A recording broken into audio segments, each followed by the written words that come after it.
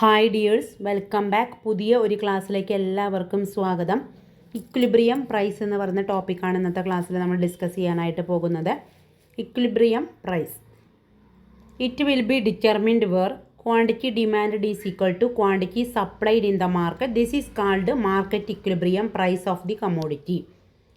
Equilibrium price അഥവാ സന്തുലിത വില എന്ന് പറഞ്ഞു കഴിഞ്ഞാൽ ചോദനവും പ്രധാനവും തുല്യമാകുമ്പോഴുള്ള വിലയാണ് equilibrium price.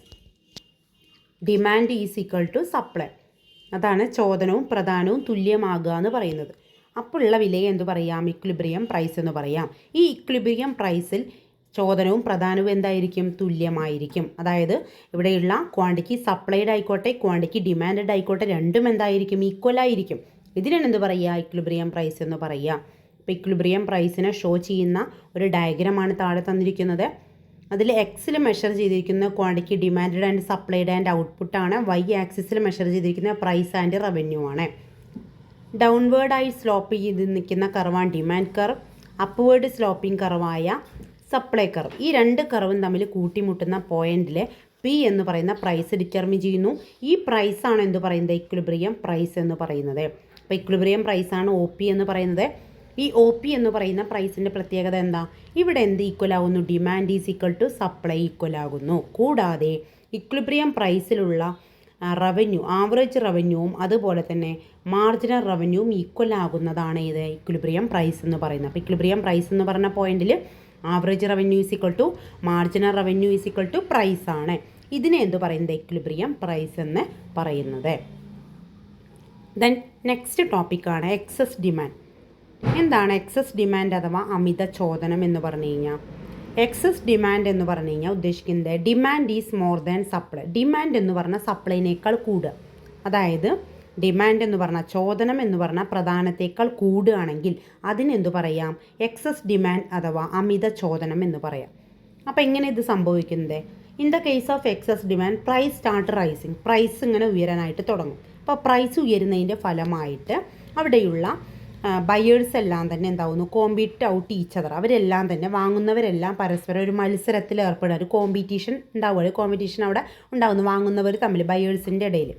Then as a result of rise in price. Price ഇങ്ങനെ റൈസ് ചെയ്യുമ്പോൾ നമുക്കറിയാം പ്രൈസ് കൂടിക്കഴിഞ്ഞാൽ ഡിമാൻഡ് കുറയുക ചെയ്യുക അല്ലേ? അപ്പോൾ അതാണ് ഉണ്ടാവുന്നത്. As a result of rise in price demand start contracting. വില ഉയരുന്നതിൻ്റെ ഫലമായിട്ട് ഡിമാൻഡ് കുറയാൻ തുടങ്ങും. അതേസമയം പ്രൈസ് കൂടുമ്പോൾ ഏത് കൂടുന്നു? സപ്ലൈ കൂടുന്നു. പ്രൈസ് ഉയരുമ്പോൾ പ്രധാനം കൂടുകയും ചെയ്യുന്നു. അപ്പോൾ ഉണ്ടാവുന്ന ഒരു വ്യത്യാസമാണ് ഇതിനിടയാക്കുന്നത്? അമിത ചോദനത്തിലേക്ക് ഇടയാക്കുന്നത്. അപ്പോൾ അമിത ചോദനത്തെ കാണിക്കുന്ന ഒരു ഗ്രാഫ് ആണ് ഇവിടെ തന്നിരിക്കുന്നത്. അപ്പോൾ ഗ്രാഫ് നോക്കിക്കഴിഞ്ഞാൽ മനസ്സിലാവും. ഇവിടെ ഡിമാൻഡ് കർവും ഉണ്ട്, അതുപോലെ സപ്ലൈ കർവും ഉണ്ട് അല്ലേ? ഇപ്പോൾ ഡിമാൻഡ് കർവും സപ്ലൈ കർവും തമ്മിൽ കൂട്ടിമുട്ടുന്ന പോയിന്റിൽ വെച്ചുകൊണ്ട് ഡിമാൻഡ് കർവും സപ്ലൈ കർവും തമ്മിൽ കൂട്ടിമുട്ടുന്ന പോയിന്റിൽ എന്ത് ഈക്വൽ ആകുന്നു? ഇക്വിലിബ്രിയം പ്രൈസ് ഈക്വൽ ആകുന്നു. ഈ പ്രൈസിന് നമുക്ക് എന്ത് പറയാം? ഇക്വിലിബ്രിയം പ്രൈസ് എന്ന് പറയാം. ഈ എന്ന് പറയുന്ന പോയിന്റിലാണ് ഇക്വിലിബ്രിയം പ്രൈസ് ഉണ്ടാവുന്നത്. ഇതാണ് ഡിമാൻഡ് കർവ്, ഇതാണ് സപ്ലൈ കർവ്. രണ്ട് തമ്മിൽ കൂട്ടിമുട്ടുമ്പോൾ ഈ എന്ന് പറഞ്ഞ പോയിന്റ് ഉണ്ടാവുന്നു. ഈ എന്ന് പറഞ്ഞ പോയിന്റ് പ്രത്യേകത demand is equal to supply ആണ്. കൂടാതെ ഇത് ഇക്വിലിബ്രിയം പ്രൈസാണ്. ഇക്വിലിബ്രിയം പ്രൈസാണ്. ദെൻ പിന്നീട് എന്താവുന്നു? പ്രൈസിൽ മാറ്റം ഉണ്ടാവുകയാണ്. അപ്പോൾ പ്രൈസിൽ എന്ത് സംഭവിക്കുകയാണ്?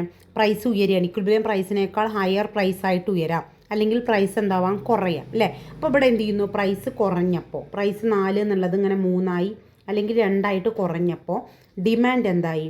ഡിമാൻഡ് വർദ്ധിച്ചു. ഡിമാൻഡ് എത്രയായി? 24ഓളം വർദ്ധിച്ചു. അപ്പോൾ 2 എന്നുള്ള പ്രൈസിലെ ഡിമാൻഡ് ചെയ്യുന്ന ഇത്ര അളവിൽ ഡിമാൻഡ് ചെയ്യുന്നു. സപ്ലൈ ചെയ്യുന്ന അളവ് അവിടെ കുറവാണ്. സപ്ലൈ ചെയ്യുന്നത് എത്രയുള്ളൂ? ഇത്ര അളവിൽ അവിടെ സപ്ലൈ ചെയ്യുന്നുള്ളൂ. പക്ഷേ ഡിമാൻഡ് കർവിനെ ടച്ച് ചെയ്യുന്നത് ഇവിടെ അല്ലേ? അപ്പോൾ അത്രയും അളവിൽ അവിടെ ഡിമാൻഡാണ്. അപ്പം നമുക്ക് പറയാം ഈ കാണുന്ന പോർഷൻ എന്താണെന്ന് പറയാം? എക്സസ് ഡിമാൻഡ് ആണെന്ന് പറയാം. ഇതെന്താണ്? Excess demand. അപ്പോൾ എന്താണ് എക്സസ് ഡിമാൻഡ് എന്ന് പറയുന്നത്? അതായത് സപ്ലൈനേക്കാൾ കൂടുതൽ ഇവിടെ ഡിമാൻഡ് ഉണ്ടാവുകയാണ്. എങ്ങനെയാണ് ഉണ്ടാവുന്നത്? വില കുറയുന്നതിൻ്റെ ഫലമായിട്ട് അല്ലേ? പ്രൈസ് കുറഞ്ഞപ്പോൾ, വില കുറയുമ്പോൾ എന്ത് ചെയ്യും? ഡിമാൻഡ് കൂടുമല്ലോ. അപ്പോൾ അതാണ് ഇവിടെ ഉണ്ടായി. 4 എന്നുള്ള പ്രൈസ് 2 ആയി കുറഞ്ഞ സമയത്ത് ഡിമാൻഡ് ചെയ്യുന്ന അളവ് അല്ലേ 60 നിന്ന് എത്രയായി? 24 ആയി. 3 ആയിട്ട് വർദ്ധിച്ചു. അതായത് ഡിമാൻഡ് കർവിനെ എവിടെയാണോ ടച്ച് ചെയ്യുന്നത് ആ പോയിന്റ് വരെയും ഡിമാൻഡ് ചെയ്യുന്നുണ്ട് അല്ലേ?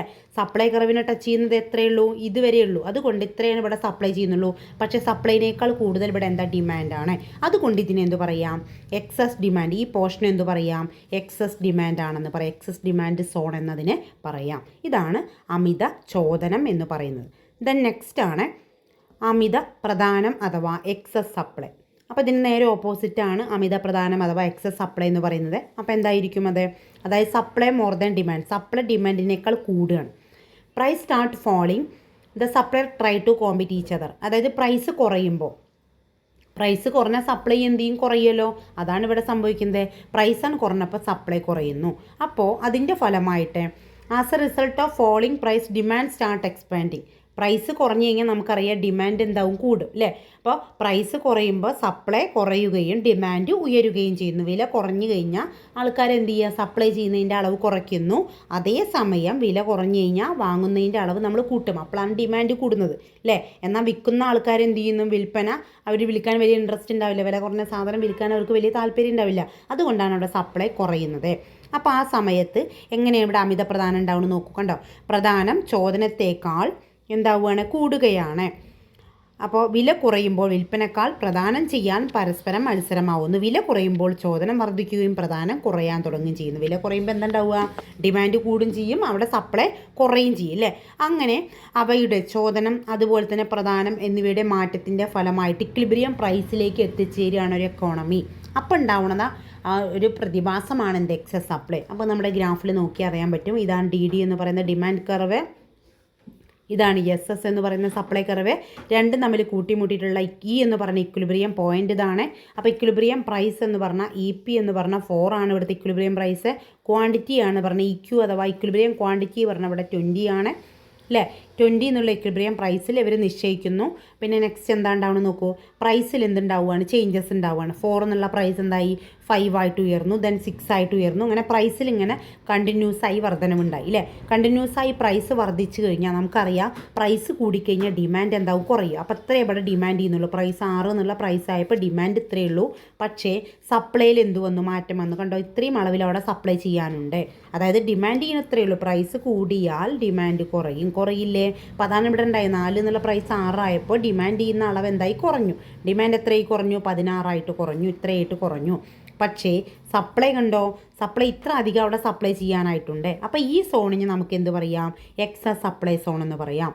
മനസ്സിലായോ? എക്സസ് സപ്ലൈ അഥവാ അമിത പ്രധാനം എന്താണെന്ന്. അപ്പോൾ എങ്ങനെയുണ്ടാവുന്നത്? വില, ചോദനം, പ്രധാനം എന്നിവയുടെ മാറ്റങ്ങളായി സന്തുലിതാവസ്ഥയിൽ വീണ്ടും എന്ത് ചെയ്യാണ്? എക്കോണമി എത്തിച്ചേരുകയാണ്. അങ്ങനെയാണ് ഇക്വിലിബ്രിയം എന്നുള്ള പോയിന്റിലേക്ക് വീണ്ടും എന്ത് ചെയ്യുന്നു? നിർബന്ധിതമായിട്ട് എക്കോണമി എത്തിച്ചേരുന്നു. ഇതിന് നമുക്ക് എന്ത് പറയാം? എക്സസ് സപ്ലൈ എന്ന് പറയാം. അപ്പോൾ എക്സസ് ഡിമാൻഡും എക്സസ് സപ്ലൈ രണ്ട് കണ്ടീഷനിലും എക്കോണമി എന്ത് ചെയ്യും? സന്തുലിതാവസ്ഥയിൽ തന്നെ തിരിച്ചെത്താനായിട്ട് അല്ലെങ്കിൽ ഇക്വിലിബ്രിയം എന്ന് പറയുന്ന കണ്ടീഷനിലേക്ക് എത്താനായിട്ട് വീണ്ടും ട്രൈ ചെയ്തിട്ട് വീണ്ടും എന്ത് ചെയ്യും? ആ സിറ്റുവേഷനിലേക്ക് എത്തിച്ചേരുക തന്നെ ചെയ്യും. അതാണ് ഇക്വിലിബ്രിയം പ്രൈസ് എന്ന് പറയുന്നത്. Thank you for watching.